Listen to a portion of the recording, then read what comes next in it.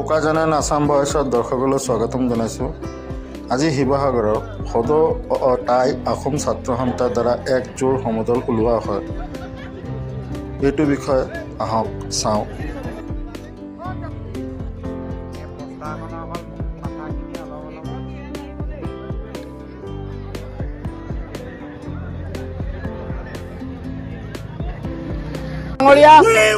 আৰু অসমৰ মুখ্যমন্ত্ৰী হিমন্ত বিশ্ব শৰ্মা ডাঙৰীয়াই মিছা কথা কোৱাত PhD ল'ব পাৰিব।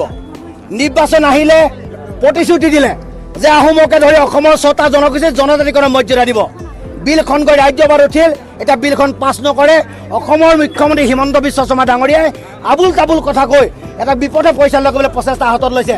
এতিয়া 26ৰ বিধানসভা ইলেকশ্যন, সেই ইলেকশ্যনত আহোম জনগোষ্ঠীৰ 55 লাখ ৰাইজে বিকল্প ৰাজনৈতিক চিন্তা চৰ্চা কৰিব।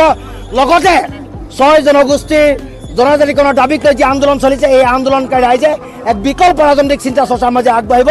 আজি পুনৰ এই প্ৰতিবাদস্থলী আমি সদৌ টাইমছৰ মজিয়াৰ পৰা আমি সকীয়াই দিছোঁ।